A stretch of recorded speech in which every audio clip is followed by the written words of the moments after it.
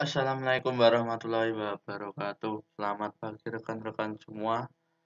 Perkenalkan nama saya Sri Fauzi Santoso, NPM 212201108 dan teman saya Sofiatun Hasanah 2122011107.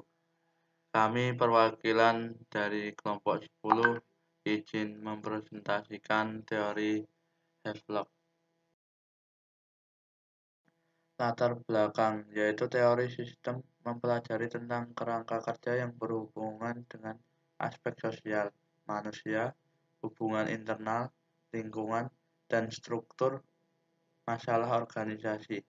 Suatu sistem akan memberikan kualitas dalam proses dan mempelayan kesehatan dengan melihat nilai di dalam masyarakat.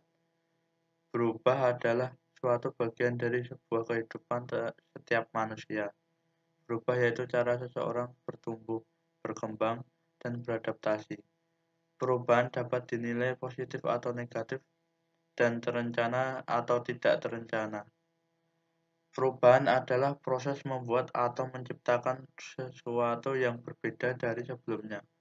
Perubahan sendiri adalah suatu proses terjadinya peralihan atau perpindahan dari statis menjadi dinamis yang berarti menyesuaikan diri dengan lingkungan yang ada untuk mencapai kesejahteraan dan kesehatan yang optimal.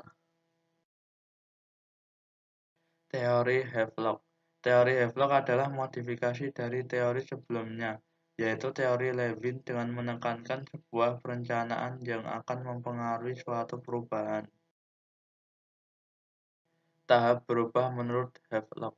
Yang pertama yaitu membangun suatu hubungan. Dalam tahap pertama, hal yang harus dimiliki adalah komitmen yang kuat.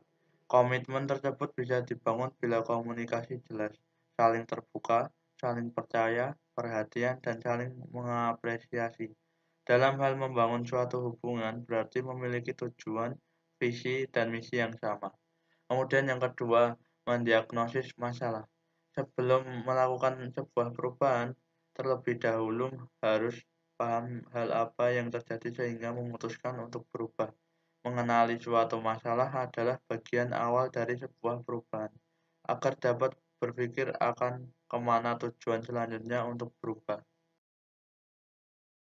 Kemudian yang ketiga, mendapatkan sumber yang berhubungan.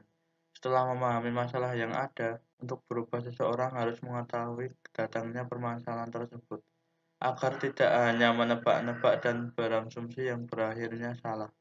Mengingat awal permasalahan yang memiliki keterkaitan antara masalah dan sumbernya. Kemudian yang keempat, memilih jalan keluar. Mencari jalan keluar biasanya dilakukan jika masalah dan sumber yang terkait sudah dapat ditemukan. Jalan keluar yang diambil harus memiliki titik terang dan membuat sebuah perubahan yang lebih baik, bukan menjadi seperti semula, atau bahkan menjadi yang lebih buruk lagi. Kemudian yang kelima, meningkatkan penerimaan. Dari semua tahap, di tahap inilah mulai terjadi pembaharuan dari pilihan yang diambil.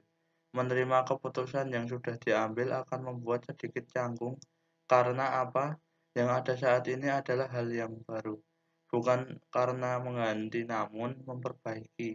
Menerima bahwa berubah akan menjadikan individu menjadi lebih baik lagi. Kemudian yang keenam, stabilitas dan perbaikan diri. Tahap terakhir mungkin berat karena konsisten dengan pilihan yang diambil adalah hal yang sulit. Terkadang bayang dari masa lalu masih ada dalam kegiatan seseorang. Namun, konsep awalnya adalah berubah dan perbaiki diri sendiri. Berarti diputuskan dan diambil oleh diri sendiri, maka konsisten atau tingkat stabilnya harus ada lebih besar daripada rasa ingin goyah. Kelebihan dan kekurangan teori Havelock, yaitu kelebihannya. Teori Havelock memiliki tahap yang tidak terlalu rumit dan sebenarnya mudah untuk diaplikasikan. Apalagi teori ini adalah pembaruan dari teori sebelumnya yang sudah ada.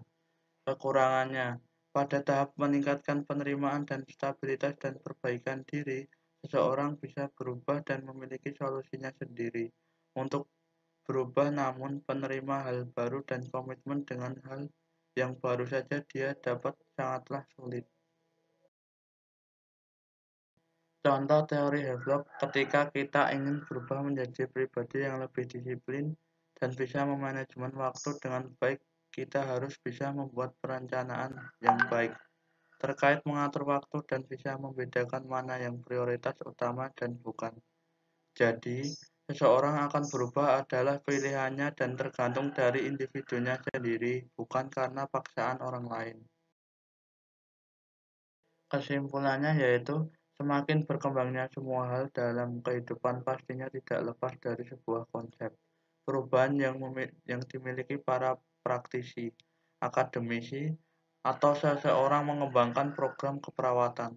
Teori Havelock adalah modifikasi dari teori sebelumnya, yaitu teori Levin dengan menekankan sebuah perencanaan yang akan mempengaruhi suatu perubahan, membangun suatu hubungan, mendiagnosis masalah, mendapatkan sumber-sumber yang berhubungan, memilih jalan keluar, meningkatkan penerimaan, stabilisasi, dan perbaikan diri sendiri adalah 6 tahap yang diterapkan Havelock.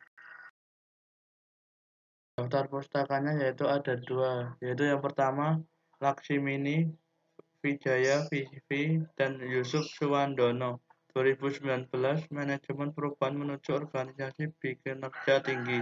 Kemudian yang kedua Sianturi Wahyuni A. Oktober 2020 Proses Keperawatan sebagai Sistem OSF Preprint Oktober 2021.